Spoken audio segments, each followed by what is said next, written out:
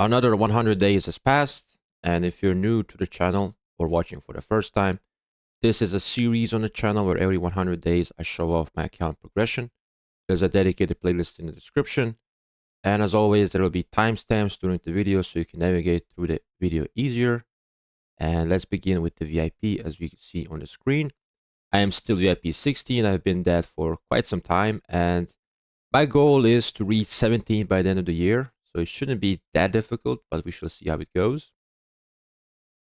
Moving on, we're gonna go to the more than power, more info. We got the new graph, and almost everything is S tier. And honestly, even the armaments, I would say it's nearly S tier. So maybe we can do that today. If I inscribe an armament, we might get that going for us. But as you can see, the building is pretty standard technology. True power is relatively high for my standards, but as you can see, last KVK had the highest power ever, so nearly 90 million, which is for me just if you asked me years ago would I reach 90, I would say you're making things up. I got 28 million deads, which I don't know how good or bad is it, but I'll be honest, in the last KVKs we had, we didn't have much really chances to do a lot of deads, but it is what it is. Resource scattered, as you can see, is 20 billion, and across this amount of days, I think it's quite low. Because if I remember my peers, so the people I started playing with, I think Kevin comes to mind. Yeah, he has nearly 60 billion, so like 3 times as much. So as you can see, farming is not my strong point. And of course, the last are the kills. This is the metric I am judged upon, which I consider fair.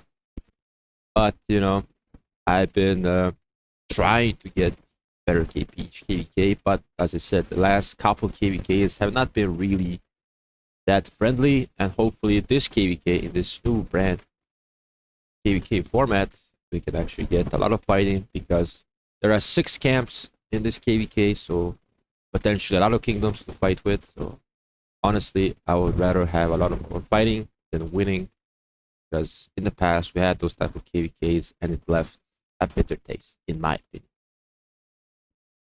Okay, now I'm gonna show off the city skins because in some videos I just generally forget about them. As you can see, I have 39, mostly epics, but you only care about the legendaries. And Twilight Falls is my go-to Arc Osiris and KVK fighting city skin, especially after it removes the penalty for infantry.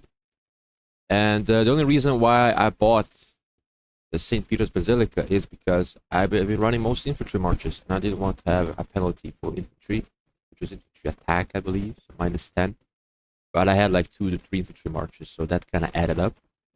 But to be honest, I barely used St. Peter's Basilica, and in hindsight, I wish I could have bought the cavalry one because it has resource production. So it would have been more useful during off season, for example. We got the Topkapi Palace, which honestly is my go-to KVK when we're not fighting city skin, because I'm chaining with Archer March. It's Zug Richard, and this is a perfect city skin for chaining. It has Archer stats and action point recovery, and that's basically it. I've been using also some gathering ones in the off season, and it helps out. I think this one, yeah, this one, just spoke calorie attack for the forts, but yeah, it helped me farm up some more resources, and that's about it. As you can see by the resources, I'm probably the richest I've ever been. And if you look at the bag, you look at the statistics, you can see I have well over 10 billion resources total, which for me is just uncharted territory. So I have that with speed ups, so I'll nearly have like a year. Actually, I have a year worth of speed ups if you count the universal and healing ones. And it's only gonna get up considering we're yet to enter our pre-KVK and the first week of KVK, so there's a lot more to come. And I just hope to get so much fighting in every zone because I honestly just want to fight. I'm not dodging anything. I want to fight. I want meaningful fights. And yeah, I don't ask for too much. Right. So now we're going to go and show off our commanders. So our commanders is yeah. I'm using equipment on Luce now because I've been using it in Ark of Osiris or Osiris Lee actually, and I've been using it with Philip. As you can see, I have tier 5 boots, tier 5 pants. These are the easiest pieces to get to tier 5. Tier 2 hammer, tier 3 hope cloak, tier 2. So there's a lot of tiers on this march. It's probably my best march in terms of the tiers. And it hits hard. So I'm quite happy with it. And the armaments that go along with it, I would say are not that shabby. Because I have all infantry stats. And I'm not even re-rolling anything because I would rather just hoard the transportation stones in case I get a really good drop so I can make use of it right away. But obviously, some stats are left to be desired. But for the time being, they will do the job. I'm quite happy with this. The wish list is 3 out of 10, so quite a long way from another special inscription for arch formation. We got the echelon gear just because of Canyon, but yeah, this is my Trajan slash Philip gear. As you can see, it's mostly infantry oriented. I got the special talent infantry pieces from the Lost Canyon shop. I got the 4-piece leadership set. I got the drum, which I made recently. And the next one to get chopped is going to be Mora's Web. So to make room for another horn. You can see that my composition of accessories is starting to shape up. I want to have 5 horns, 3 drums. And I think I'm well on the way to be getting to that point. As for the armaments here, I've been using mostly mixed, so this is just for Canyon. My real armaments are on Philip, which are not that great, honestly. Not that great, because I've been mostly using, in the past KVK, I've been using with full calories, so I've been finding some calorie stats, but they're all kind of low. Not a lot of inscriptions. But I'm going to use this KVK an infantry pairing. Probably going to be William Wallace, because last KVK I wanted to try that out, but I didn't. And I do like Philip and William, the calorie William, but I found it to be quite squishy. And honestly, that's the only reason why I'm not going to use it. It's just too squishy and it gets out of position because it's quite a fast march. It's calorie, full calorie, and a lot of march speed to go along with it from Philip. Moving on to calorie. Calorie is quite fortunate with the crits, but it hasn't been changed in quite some time. I think I upgraded a weapon and the boots in recent times, but that's about it. I've been hoarding the conversion stones to make my way to Delta probably next year. And I'm going to be putting this. So this is by Mona Lisa when it comes to armaments. And the one that takes the cake is the one that's been done most recently, which is this one. I got it from the merchant shop for the 8 shards. And look at this. It's honestly, I'm still, every time I look at it, I'm still amazed that I managed to get it. Like, it's so close to perfection. And it's by far my best armament I have on the account. So yeah, pretty happy with this. It's going to be costly to get this to Delta, but once it gets to Delta, it's gonna be disgusting. I just think it's gonna be so broken, and I can't wait to actually try it out. But until we get another combo commander, it's gonna be staying wedge for now.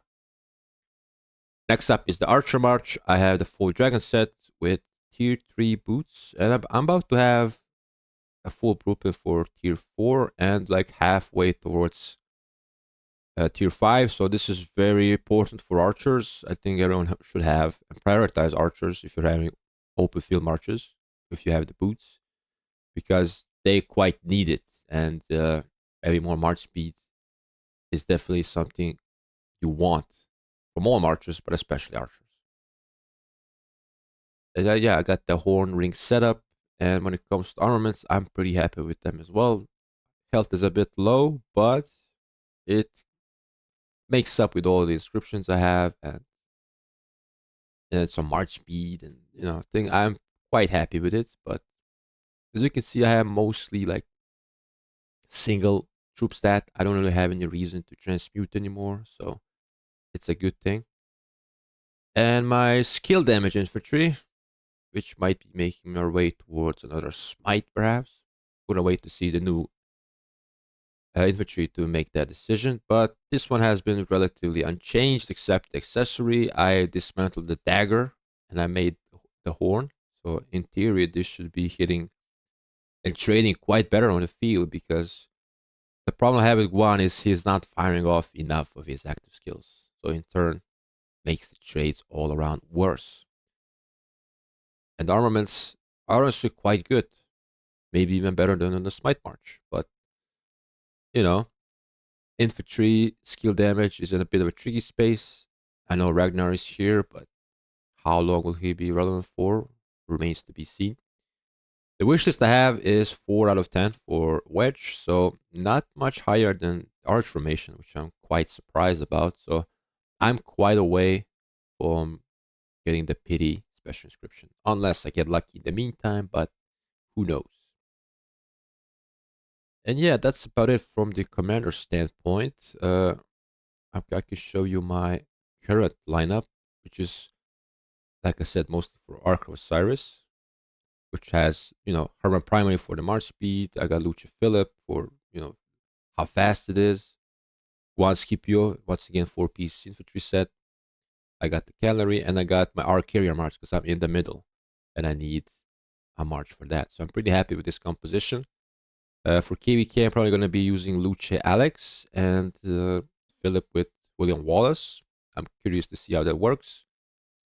And the reason why I like Wallace as a secondary to Philip is because of this, actually, because the expertise is basically a cleanse, and every time this commander's troops, so Wallace, and Philip makes you use your skills, active skills again, depending on the chances. It might be him, it might be the secondary. But you know what? Having a dispel effect and having more shields, which makes it more tanky for everyone else in the lineup, it's quite nice. And I think this has potential to really hit hard because it's a lot of spite damage and it's going to be amplified by the fact I have Philip and it's going to be having the echelon formation, which is going to amplify even further all the damage effects it has. So I'm curious to see it in action. We're going to see it together. Right, so currently, the only thing that hasn't changed in the recent videos is, I'm going to talk about now, is ever since this off season, I've been back in leadership. It's been literally years since I've been in leadership, and I'm here to help out with events, so something to do in the off season.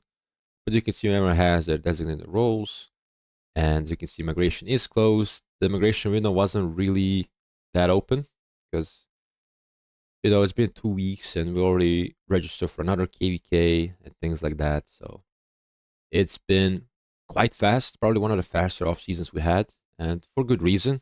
Last off season was the longest we had, and it kind of left a bad taste because it just felt really boring.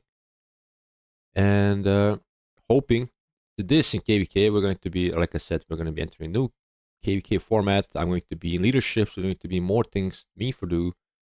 Might make streaming more trickier, but I'll find a way around it. And hopefully, we're gonna have a good month ahead because February has been relatively quiet on the channel. Nothing much has been going on. I've been kind of ill most of the month, and yeah, we're gonna have a good month.